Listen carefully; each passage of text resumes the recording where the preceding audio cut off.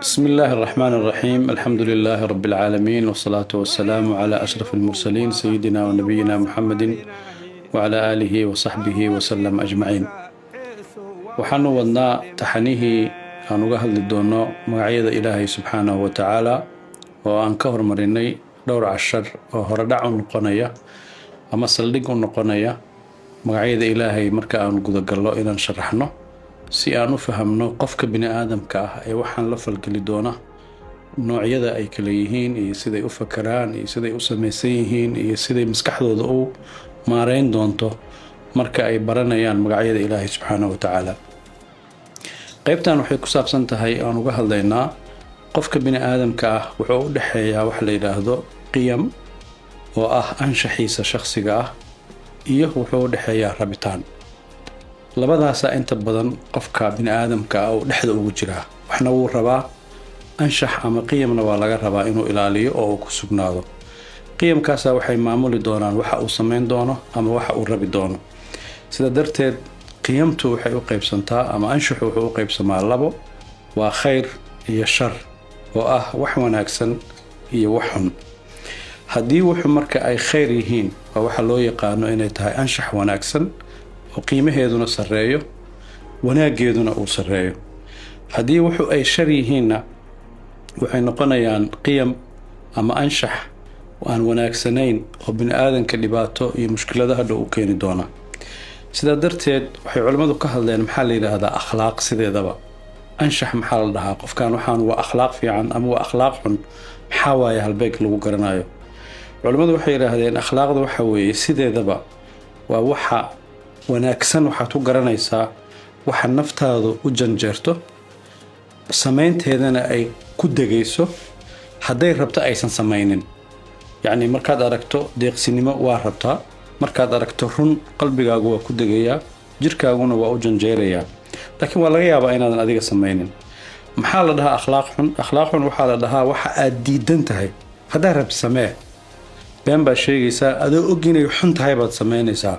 qofku dhahaya beentu waa wanaagsan tahay ma jirto, sababta waxay ka soo horjeedaa abuurka Ilaahay qofka uu jirkiisa iyo shakhsiyadiisa u sameeyay oo islaamku uu yaqaano al-fitra.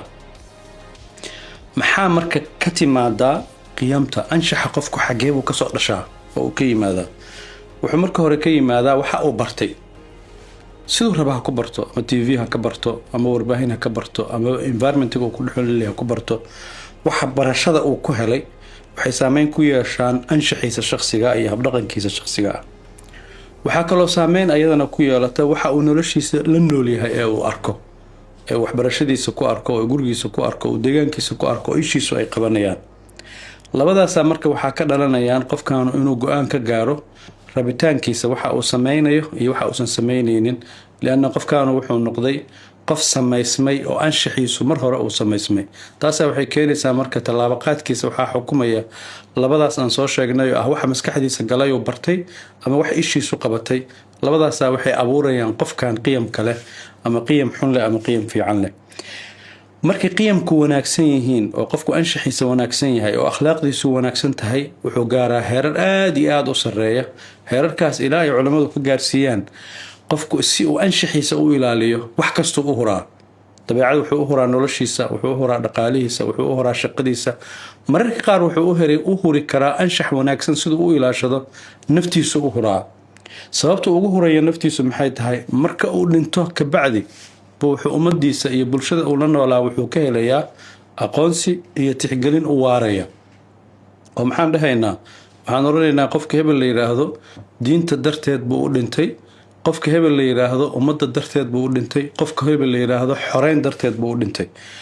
waxa mararka qaar xataa dadku natural u arkaan ama dabiici u arkaan qofku inuu dulmiga la dagaalamo. adigoo meel maray hadaad dulmi aragto, dulmigaas ka hor tagto, hadaad ku dhimato dadka dhexdiisa xataa geeridaada ka bacdi waxaad ku yeelanaysaa qof qiyamtiisu la ixtiraamo oo la qadariyo. marka ay timaado hadaad rabtid inaad qiyam wanaagsan hesho oo mid wanaagsan aad la soo baxdo xageeba ka keenaysaa? waxaad ka keenaysaa waxbarashadaada oo u baahan qofka marka hore wax la barayo in la baro qiyam wanaagsan. wuxuu kaloo ka helayaa waxa uu nolosha ka fahmayo, waxaas laftigeeda la barayo sidee buu fahmayaa. waa inay jirtaa cid hagta oo si wanaagsan fahamka ugu socda. wuxuu kaloo qofku qiyamka ka helaa caqligiisa ama garashadiisa siday tahay. Caqliguna asalkiisa markii la soo koobo waxay noqotay in aad fahamto waxa danta ku ah, aadna fahamto waxa aan danta ku ahayn. wuxuu kaloo qofku ka gartaa waxa af carabiga lagu yiraahdo al-fitna ama af Soomaaliga lagu oran karo dhiifoonaan. qof maskaxdiisu ay soo jeedo oo degdeg wax u fahmi kara, maskaxdiisuna ay degdeg wax u qaban karto. inta marka la isku daray markay qofkii waxa u soo baxaya inuu yeesho fikrad saxsan ama fikrad khaldan. culimadu waxay yiraahdeen fikrad sax maxaa la dhahaa? fikrad sax waxa la dhahaa waxa kugu soo dhacay marka aad nolosha ku dabaqdo ee aad nolosha la falgeliso ka dhalan kara noloshu inay wanaagsanaato dadkuna ku qiraan. fikrad khaldanna waa shay maskaxdaada ku soo dhacay marka aad nolosha la falgelisay oo nolosha u geysay waxa soo baxday inay wixii nolosha aysan u wanaagsanayn. sida darteed qofka waxa la rabaa anshaxaas uu soo diyaariyay ee maskaxdiisu soo diyaarisay ee tarbiyadiisu soo diyaarisay inuu u gudbo heerka labaad oo la dhaho rabitaan. maxaa way waxa rabto adiga inaad gaarto? rabitaankaas muxuu ka imaanayaa? waa inaad waxa aad rabto ay yihiin wax go'aankaaga ka dhashay oo maskaxdaada ka yimid. waxaasuna ay sax noqdaan. waxaasuna ay keenaan dadku inay raali kaaga noqdaan oo bulshada ku aragto. waxaan rabitaankaagu ka imaanayaa maadaama uu ka imaanayo dadku inay qiraan wallahi waa rabitaan wanaagsan. rabitaanka wanaagsan marka waa inuu laba shay midna ka leexdo midna lagu dhiso. waxay tahay in laga leexdo wax kastoo carag ka yimid, wax kastoo damac shakhsiya oo shahwo ka yimid, wax kasta oo degdeg ka yimid, wax kasta oo qiimo dhac ka imaanaya. intaa haddii aad nafta ka ilaaliso waxay u gudbaysaa rabitaanka wanaagsan ee ka imaanaya xikmad, deganaansho, kaadsiyo, kuna dhisan maslaxadaada, dantaada iyo danta ummadda. marka haddii aad fahamto tallaabo rabitaankaagu hadduu ka jawaabayo caro, hadduu ka jawaabayo shahwo, hadduu ka jawaabayo degdeg, waxaad ogaanaysaa rabitaankan inuusan sax ahayn. haddii laakiin xikmad uu ku dhisan yahay, deganaan ku dhisan yahay, dantaada ku dhisan yahay, danta ummadda ku dhisan yahay, waa rabitaan saxa. saa darteed qofka bini aadamka ah marka uu rabitaan sameynayo mar wuxuu doortaa wax aad u sareeya, mararka qaar uusan filanaynin. qof baa rabitaankiisu wuxuu yahay inuu janno galo oo ilaahay subxaanahu wa tacaala uu janno siiyo oo marka dambena ilaahay uu dhaho udkhuluuha bisalaam daalika yawmul khuluud, oo waxaan adigaa soo shaqaystay maadaama aad rabtay. qof baa sidiisaba wuxuu dooranayaa wax wanaagsanba. waqtaara muusa qowmahu, yacni nabi muuse ummadiisa mar walba wuxuu u doori jiray waxa u wanaagsan ayaga oo ayaga maslaxadooda ku jira. nimankii dhalinyarada ahaa maxay doorteen? waxay doorteen wax wanaagsan, ilaahay inay rumeeyaan bay doorteen. innahum fityatun aamanuu birabbihim wazidnaahum hudaa.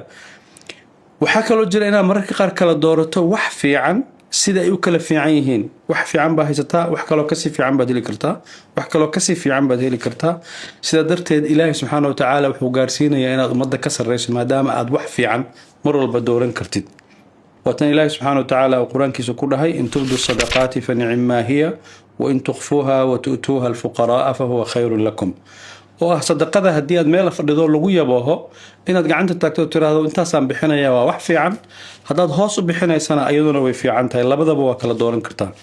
waxaa jira dad mararka qaar doorashadoodu ay xun tahay oo wax liita bay waxay ku bedelanayaan wixii fiicnaaba inta iska tuuraan bay wax liita ku bedelanayaan.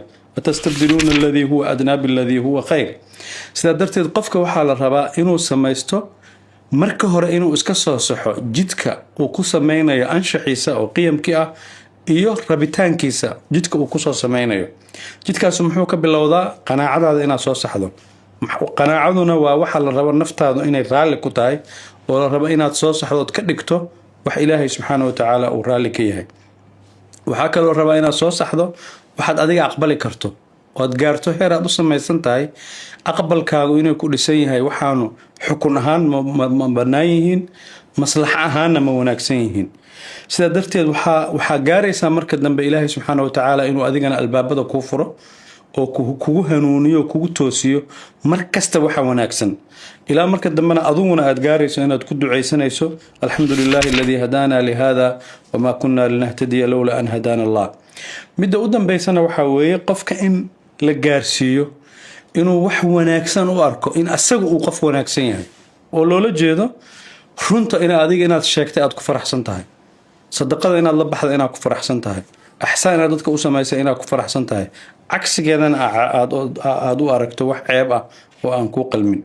sidaa darteed qofka noqonaya hogaamiye raba inuu ummad hogaamiye u noqdo marka koowaad waa inuu anshaxiisa wanaagsan yahay marka labaadna waa inuu rabitaankiisa wanaagsan yahay oo ay ka dhalanayso marka hogaamiyahaasu inuu awood u yeesho fikradda maskaxdiisa ku jirta inuu u bedelo wax nolosha dadka saameynayo midda labaad inuu leeyahay go'aan qaadasho aanan ku jirin khalkhal ama waxa la yiraahdo hashkatayn marka rabta inaad go'aan gaarto go'aankaas inuu yahay go'aan fa idaa azamta fatawakkal ala Allah midda saddexaadna waa inaad tahay qof cadaalad ku caan ah oo dadka la shaqeynaya cadaalad u sameynaya ummadda uu gogaankeeda hayana cadaalad u sameynaya meeshaas waxay ka dhalan doontaa marka dadku inay adigana ku aqoonsadaan inaad tahay hogaamiye wanaagsan kaama fiirinayaan wax qabadkaaga materialka ama maadiga ah waxay ka fiirinayaan anshaxaaga wanaagsan ee ay ka arkeen inuu ku dhisan yahay tarbiyad markii hore adiga kugu abuurnayd adigana waxaad heli doontaa inuu ku furmo albaab sheegaya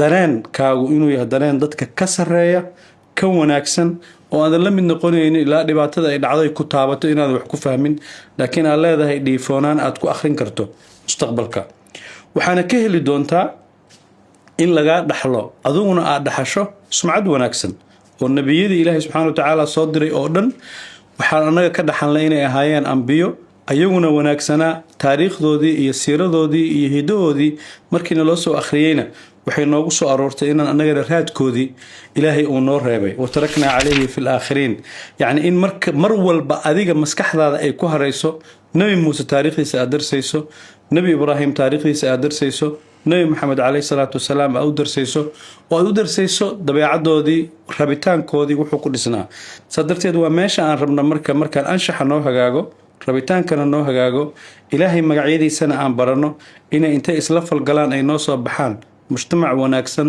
hogaamiye wanaagsan oo ka dhalan karo wallahu ta'ala a'lam wassalamu alaykum warahmatullahi wabarakatuh